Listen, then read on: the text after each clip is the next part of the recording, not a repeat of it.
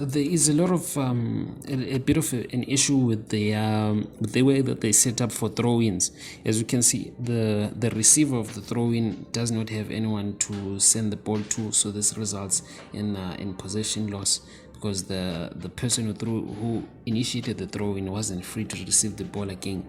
As you can see, there's a same error that happens again, where they lose the ball because there's no second man who's prepared to receive the ball. So this doesn't give him space to work in. The third throw in that was made there, it's just a poor judgment, because there is a free man right there, right next to him, but then he goes for the one on the other side, and he's already marked, and he doesn't have options to pass the ball. So now you can see that there's an active passing by the midfield, which results in them getting an opportunity, which is something that they didn't do in the game very much, and it would have helped them a lot since they are a counter-attacking team. As you can see that there's bad decision making by the midfield. He opts for the long pass when they could have easily just built up the play from the center.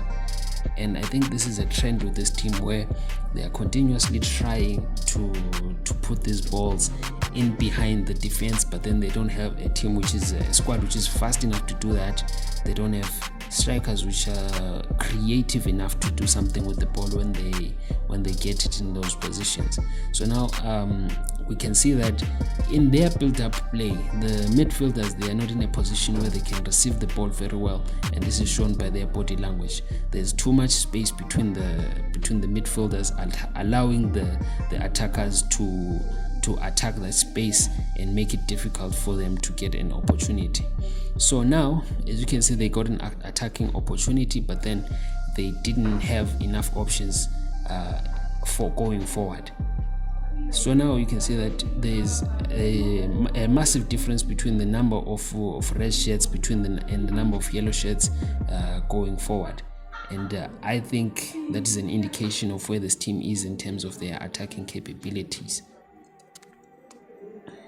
And as you can see that there's a chance which was created for the opponents, and they get the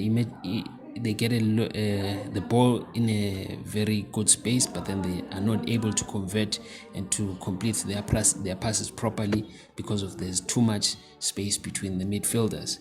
Now we see another bad decision making situation where they have a lot of space, but then they fail to complete a pass or to use a built-up play. And in this throw-in situation, we see something that we referenced before, where we have got one man who's ready to receive the ball, but he does not have a lot of options to send the ball to. And as you can see that this is a trend with this team, that they continuously lose the ball with throw-in situations, and I don't understand why they keep on making that happen. So this throw-in now is just a lack of creativity, because the ball that was sent by that right back over there with that cross could have been passed to the winger with the through pass, because he had a lot of space to work with. As you can see that there's a lot of another situation with a throw-in where they fail to get off a second pass from the initial throw. We can see that there's a lot of heavy pressing from the opponents, which results in them losing the ball, and this possession loss is also another trend that we can see with this team. The throw-in situation is something that I've talked too much about in this clip, so I think I'm just gonna let this one pass and just gonna watch it yourself, because they had like 3-4 throw-ins and it's still the same situation that we're talking about, where it's just poor positioning from